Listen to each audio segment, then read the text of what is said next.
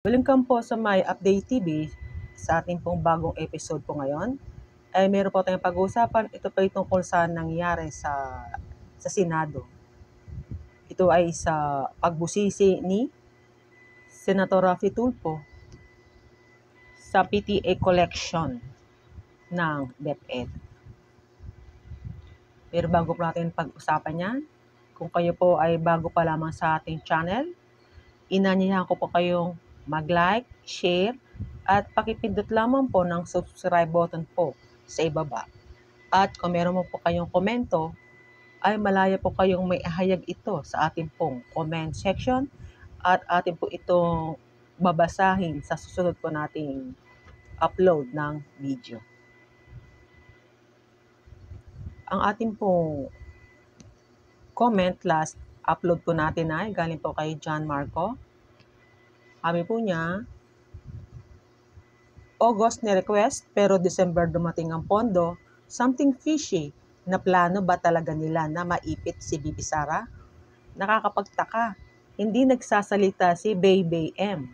At sabihin bakit delay ang pondo, tahimik eh.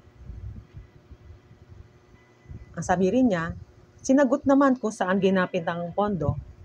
Maraming satellite offices ang OBP na kung saan ang ating mga kababayan ay humihingi ng tulong. Pinipilit pa rin ni Senator Hontiveros na mahiwaga saan ito ginamit.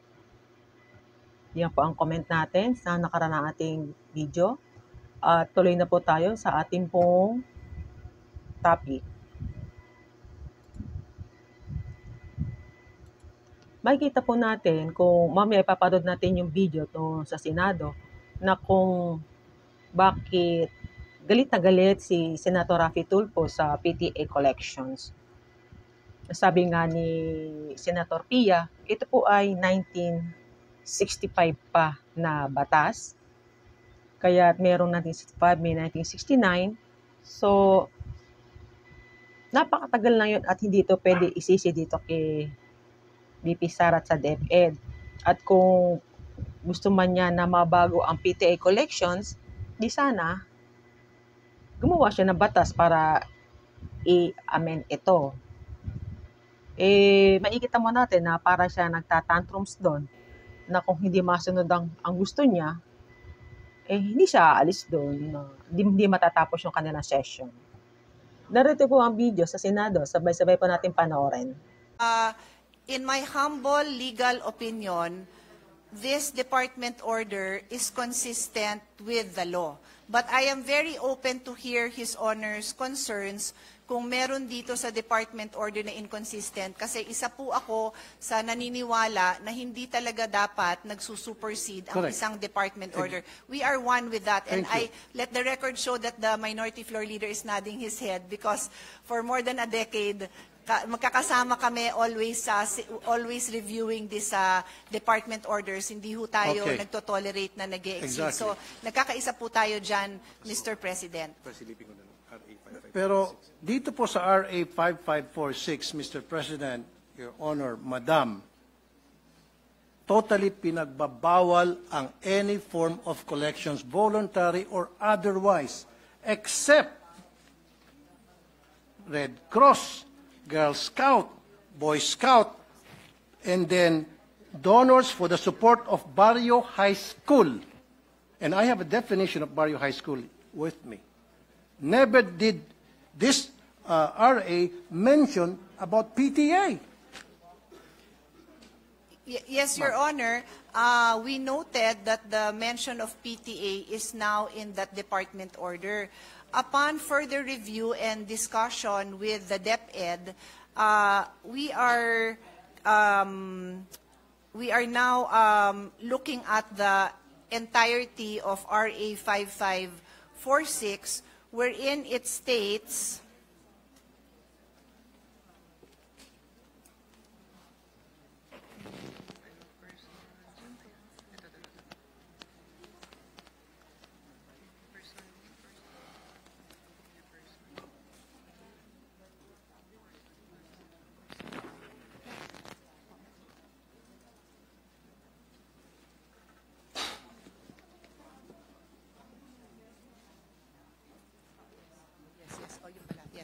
Thank you. Mr. President, when we look at RA 5546, Section 1, and I will read it again, the sale of tickets and/or the collection of contributions in any form whatsoever by any person for any project or purpose, whether voluntary or otherwise, from 1, school children, 2, students, and 3, teachers are hereby prohibited. So in the case of the PTA, Your Honor, what has been the policy of DepEd since 1969, just to be clear, it is not the policy of this administration alone, but since 1969, no, minana nila ang policy, is that there is a total ban on collection from the children, the school children, the students, and other teachers. But they recognize PTA as a separate entity that on their own have their own rules and guidelines and may on their own come up with fundraisings that are voluntary in nature. Fundraisings. Okay. Well, just to be clear, Your Honor, Okay. that is my own choice of words, That's Mr. your own choice of President, words. yung fundraising. No? I Okay. use it generically po, Madam, Mr. President. meron ba diyang batas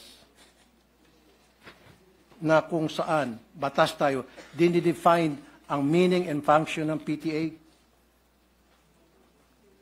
Alam niyo po ba yun? Dito na meron? sa RA 5546, wala hong banggit Wala. ng PTA. Tama. Wala Pero po. I will ask DepEd if there are No, any don't other... ask DepEd. Ako you pong don't bahala. need to know. Okay. Ako nang bahala. Yes, Mr. President. PD 603, December 10, 1974, dinefine ang meaning ng PTA. At nowhere here na nagsasabi ang PTA pwedeng mangolekta. Ang sinasabi rito, ang PTA isang programa, samahan, na para tulungan ng mga estudyante sa kanilang academic performance. Kung ano mga problema ng estudyante, anong problema ng mga magulang at teachers tungkol sa estudyante to enhance their participation sa eskwelahan, yun po yung purpose. Look at PD 603, ma'am. I'll give you a minute. PD 603, December 10, 1974.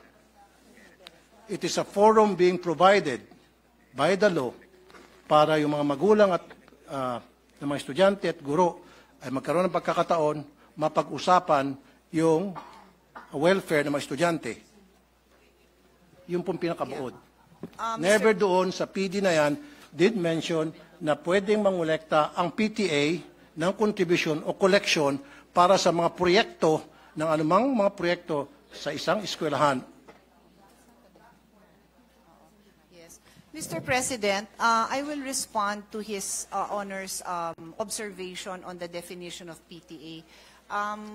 Umpisahan ko po kung ano tong PD 603, no? This is the Child and Welfare Code. Familiar po tayo dyan. It's basically a law that governs, is meant to protect children. And Section 77, Section 77, just to be clear, malawak ho itong batas na ito kasi ito din ho ang naging foundation ng Foster Care Act na naging basis ng mga amendments natin on foster care law. So it's a very general law, quite detailed, no, in various ways of protecting children. So there is a section on home and school, Chapter 2 po ito. And Article 77, as His Honor correctly points out, mentions Parent-Teachers Association. It states every elementary and secondary school shall organize a Parent-Teacher Association for the purpose of providing a forum for the discussion of problems and their solutions relating to the total school program and for ensuring the full cooperation of parents in the efficient implementation of such programs. All parents who have children enrolled in a school are encouraged to be active members of its PTA and to comply with whatever obligation and responsibility such membership entails. Parent-teacher associations all over the country shall aid the municipal and the local authorities and school officials in the enforcement of juvenile delinquent control measures and in the implementation of programs and activities to promote child welfare.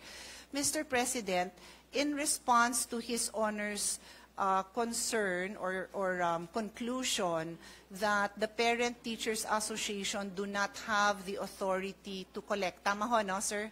Mr. President, that is the question, no? That the Parent Teacher Association, by definition here in PD 603, do not have the authority to collect. That is the question, Let me correct? rephrase what I said.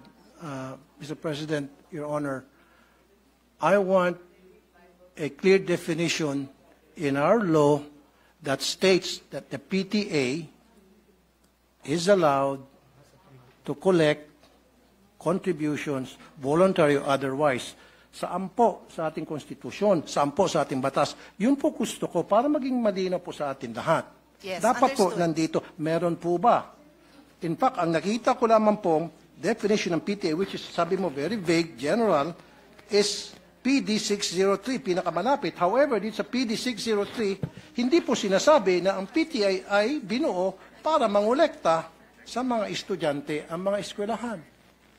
Mr. President, Your Honor, Madam.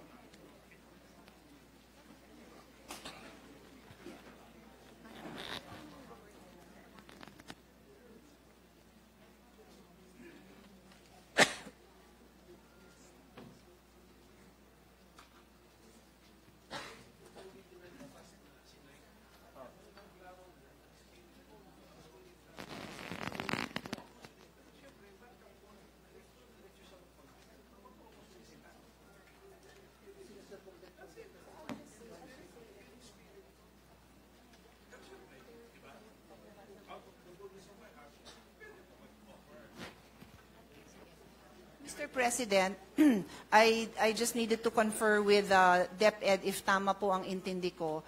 So in Article 77 of PD 603, which I had just read into the record, as I said, it states there that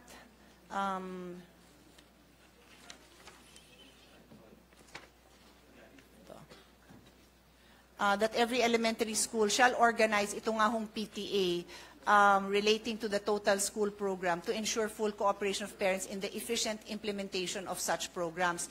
To address, they are meant to create a forum to address the problems and the solutions. So the practice of DepEd has been to support to allow the PTA to follow the mandate of Article 77, and if they need to raise funds to be able to address these problems and solutions, including the implementation of the programs, then they are governed by their own guidelines in implementing those I'm programs, sorry, Mr. including yung at tapusin ko lang po, Sige po. including yung fundraising. Yan po ang naging practice ng DepEd since 1969 po. Practice is different from what the law says. You can practice anything you want. Pwede mag-practice ang DepEd. Lahat ng klaseng practice na gusto nila. Pero dapat nandoon sa batas. Pero kung wala sa batas yan, then yung practice na yun ay labag sa batas. There is actually, Mr. President, no sandali po. prohibition. Sinabi mo kasi, Madam, fundraising. So pwede mag-fundraising ang DepEd.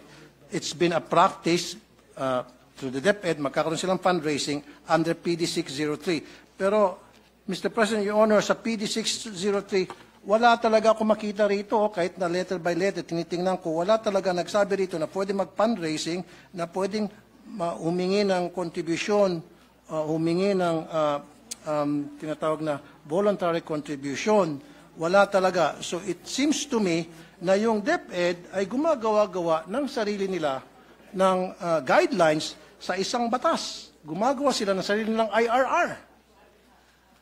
Mr. President, I'll go back to what the Republic Act states. It prohibits collection and contribution from students. And so the policy of DepEd has been to allow the PTAs to follow their own guidelines wherein contributions among the parents are allowed. So Okay. to be clear, just to be clear, Mr. President, importante po na maliwanag yung pagsagot ko sa napakamahalagang tanong ng ating kasamahan. Bawal talaga ang pagkolekta sa estudyante, and that is being honored by DepEd. In other words, hindi pwedeng maglabas ang DepEd, ang principal, ang teacher ng request or request for contribution na ibinibigay sa estudyante. Bawal po talaga yon. Bawal. But, so kung bawal po, bakit po correct. nangungulekta pa rin sila sa mga estudyante, especially po sa mga Mr. hirap? President, I would like to clarify, never po sila nangongolekta sa estudyante. Wala po silang collection sa estudyante. Ang meron, I'm sorry, we can I beg to identify disagree. the issue. I the issue, beg to disagree, ma'am. Ito po, lahat ng mga nagsumbong sa akin. sir, the These are issue, the I don't These are the list of parents na nagsumbong sa akin, iba't ibang eskwelahan sa buong Pilipinas, na kung saan sila po ay sa pilitang kinukolektahan ng mga electric fan at kung ano pang mga gamit sa eskwelahan, na meron man pong budget sa MOE ang DepEd for those things. Yes. Mr. President, first of all, may I request that that list is Yes, submitted I'll be so more than that happy to we give it can to you. give it to DepEd kasi I believe they have committed in the hearing pa lang na any violation po, iimbestigahan naman po nila. They made that commitment po.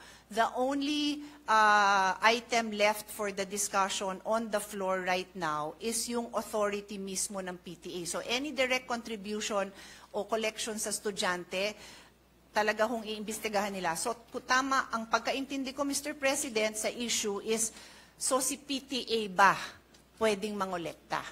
And ang sinasabi po sa atin ng DepEd, the policy since 1969 has been to recognize the PTA's authority to decide among themselves. They have their own rules, they have their own guidelines to do their fundraising, that is a generic term that I'm using, among the parents. Hindi to sa bata, hindi apektado yung pagpasok ng bata, hindi apektado ang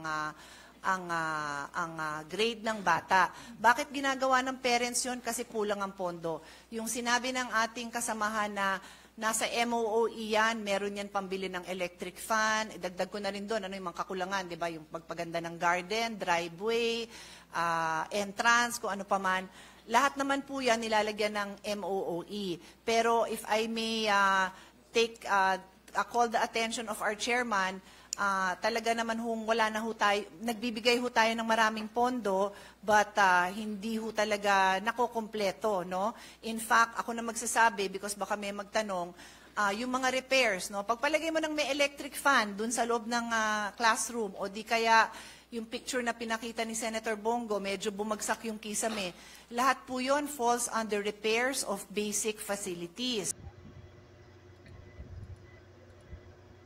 At ito naman sa sinasabi niya na Republic Act number 5546 ay nalimutang basahin ni Senator Rapi na idiretso niya na sa bandang dulo, basahin ulit natin, the sale of tickets and or collections of contributions in any form whatsoever by any person for any projects or purpose, whether voluntary or otherwise, from school children, students, and teachers of public and private schools, colleges and universities is hereby prohibited.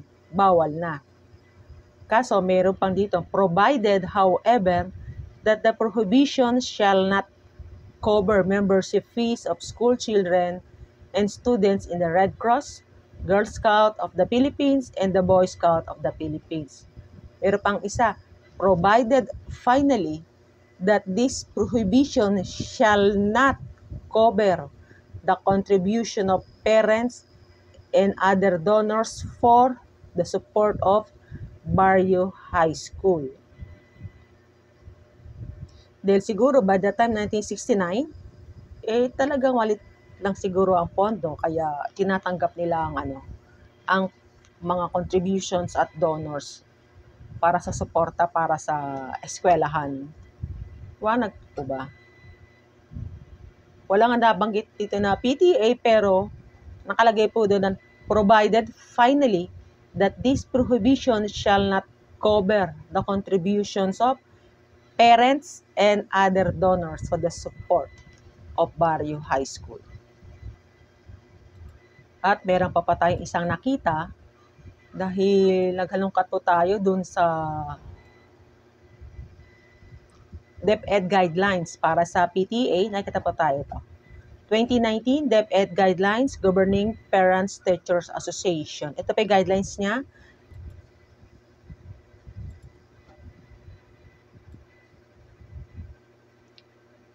Ang DepEd Order number 54 na yan, series of 2009 ay dinala po ito sa Supreme Court. Ito po ay kinwestiyon ng legality.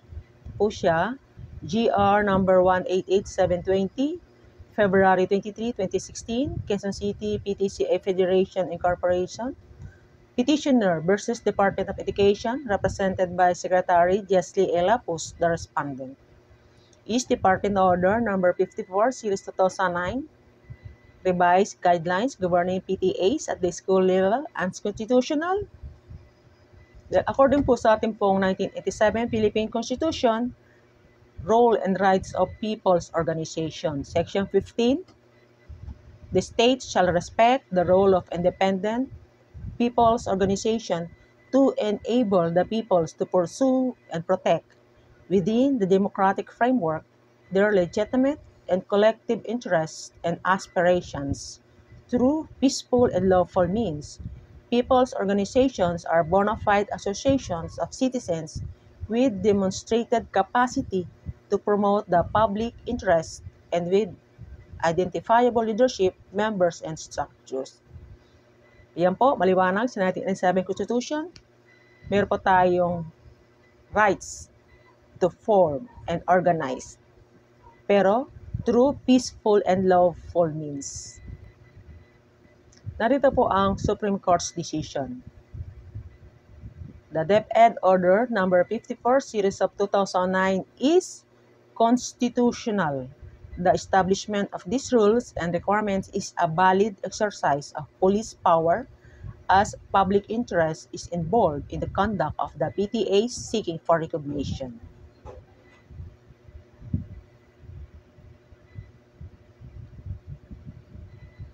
In pursuit of public interest, the state can set reasonable regulations, procedural, formal, and substantive, with which organizations seeking state imprimatur must comply. Requisites to the acquisition of legal personality and the exercise of rights and privileges that are accorded to an officially recognized organization are not incompatible with the right to form association.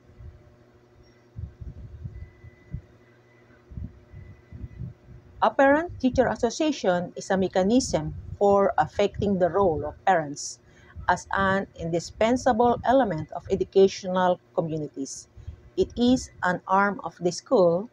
Accordingly, a parent-teacher association official status not only enables it to avail itself of benefits and privileges, but also establishes upon it its solemn duty as a pillar of the educational system. Maliwanag po, ang PTA bilang separate entity ay protektado po ng ating pong 1987